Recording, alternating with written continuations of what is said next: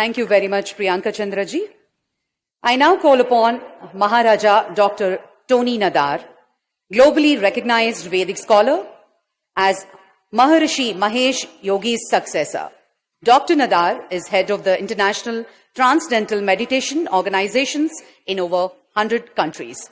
Ladies and gentlemen, please put your hands together for Maharaja Dr. Tony Nadar.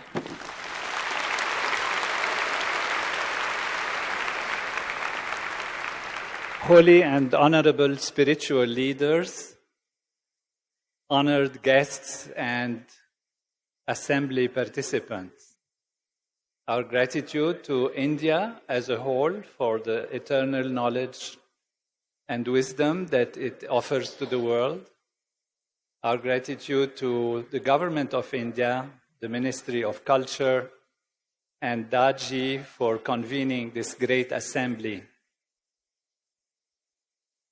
This most auspicious assembly is unified by its acknowledgement of the existence of an aspect of reality which is not material. All spiritual leaders highlight and emphasize the importance of attending to an aspect of life which is beyond matter and even beyond physical energy, a reality which is transcendental to surface sensory perception. The relationship between the physical and non-physical has for millenniums inspired great debates in philosophy and religion, and recently also in science. There are physicalists on one extreme who propose that there is nothing spiritual, that consciousness and awareness are not real, but the illusory byproducts, epiphenomena of the physical activity of the human nervous system. At best, physicalists see consciousness as a conundrum. They often call it a hard problem, because mechanical objective reality cannot lead to subjective personal experiences. There are dualists who propose that reality is made out of two aspects, one objective, material, and one subjective, non-material. The questions that arise in dualist points of view relate to how these two fundamentally different entities, one natural, obeying strict laws, and the other seemingly supernatural, how these two interact and influence each other. Explanations resorting to supernatural powers are seen by scientists with skepticism. Scientists shy away from justifications that do not conform to objective laws.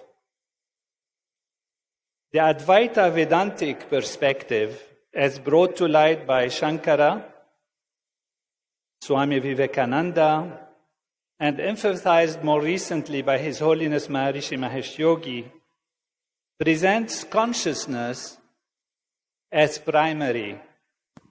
Not only primary, but all that there is. All being is consciousness, and it is consciousness that appears as becoming. All that is and all that becomes is consciousness. This is Advaita Vedanta. We propose that this Vedic perspective solves all the problems and conundrums of philosophy and science. On one hand, there is no hard problem of consciousness, since consciousness is all there is. Consciousness is also natural, at the same time immanent and transcendental. Indeed, what appears as supernatural is due to ignorance of more fundamental laws of nature. If one was to pretend 200 years ago that it is possible for two people to talk to each other and see each other across long distances, this would have been considered magical and supernatural. Today, we know with video conferencing, it is natural for everyone to do it across the globe and beyond.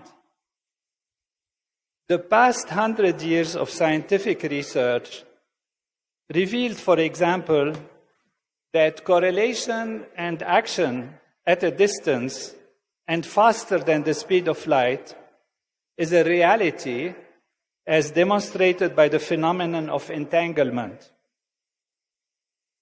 Being in many places at the same time is now understood as a natural phenomenon described by wave functions on the quantum mechanical level. Uncertainty and randomness in the behavior of elementary particles open the possibility of freedom even within the constraints of strict deterministic laws. These and other discoveries in modern science baffle scientists who describe them as weird or spooky. Most significantly, they beg for answers and explanations which can only come from a fundamental shift of paradigm from materialist, physicalist perspectives to consciousness-based vedantic worldview. When examined carefully, consciousness is the one thing we can be 100% sure about, particularly in the constantly changing physical aspects of manifestation. The logic for consciousness-based Vedantic worldview is nevertheless not based only on theoretical considerations. I have had the joy and chance to work with Maharishi Mahesh Yogi on the relationship between Veda as expression of consciousness and the material world as expressed in our human physiology. And I have discovered under his guidance that Veda is a blueprint of our body, that the Vedic sounds, the Vedic shlokas, the Vedic sutras and suktas are actually organized as a perfect science that is replicated in actually our human physiology.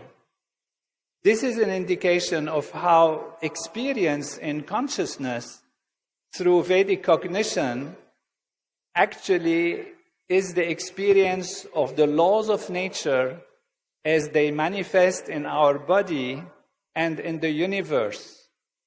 So Veda is a blueprint of creation. It's the architectural design that creates and maintains the entire universe in perfect order. Hundreds of scientific research studies on technologies of consciousness, particularly Maharishi's transcendental meditation programs, have shown profound effects in transforming individual and social life with improvements in mind, health, as well as social, national, and international relations, with reduction in conflict, demonstrating how permanent world peace can be created. Just as the coherence of an individual's consciousness determines their behavior, so the coherence of the collective consciousness of many individuals influence social behavior. Practice of the Transcendental Meditation Program and the Transcendental Meditation Siddhi Program, brought to light by His Holiness Maharishi Mahesh Yogi from the Vedic tradition, produces a powerful influence of coherence in both individual and collective consciousness, reducing both individual and social stress. Most significantly, to achieve world peace, it is not necessary for all individuals everywhere to devote themselves to developing their inner peace. There is a shortcut. It is called the Maharishi effect.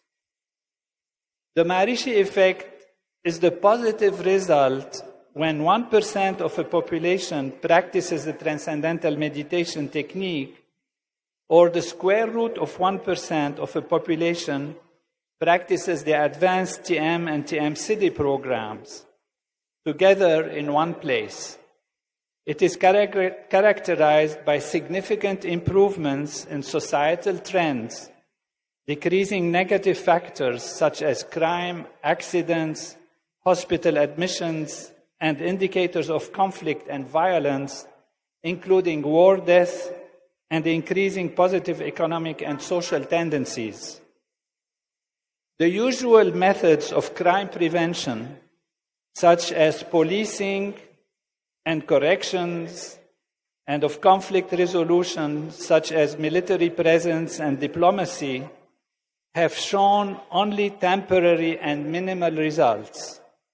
They rest on coercion or negotiation, while the underlying problems of high stress levels with limited consciousness and narrow awareness remain reduced, remain limited. This reduced vision and creativity manifest as economic and social turmoil.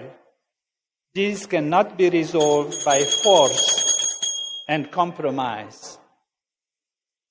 A worldview that considers physicality and material possessions as primary and all there is will always lead to conflict, opportunism with short-term, narrow and limited perspectives. Leaders who aim to administer societies effectively turn to science for guidance.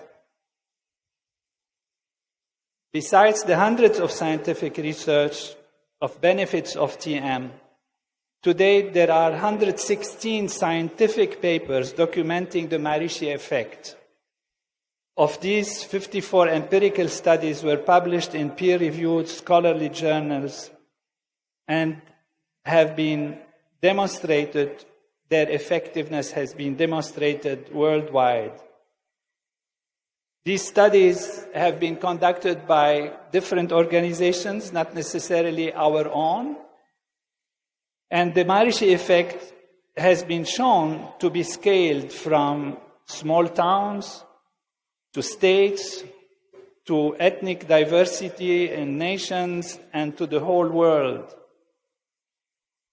And today we have also studies that show transformation in brain coherence, in physiology, in the genetics of the physiology when these people practice the programs together.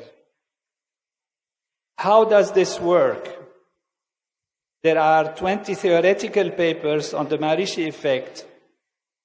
In short, the Maharishi effect is a field phenomenon operating in the consciousness field of the unified field level of natural law.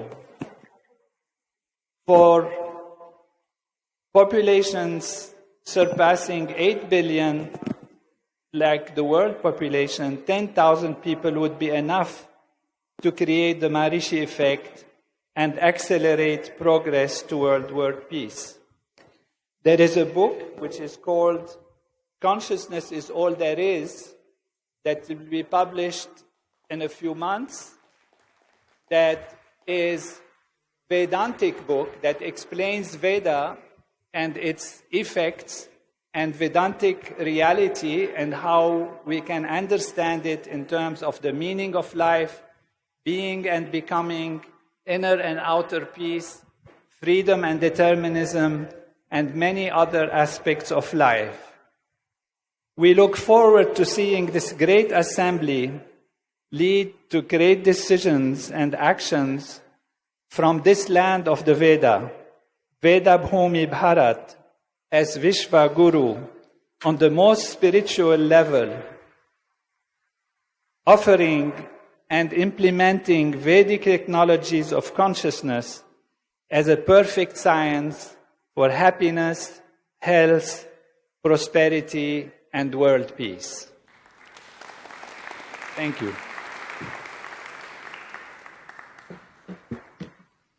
Thank you very much, Tony Nadarji. A huge round of applause.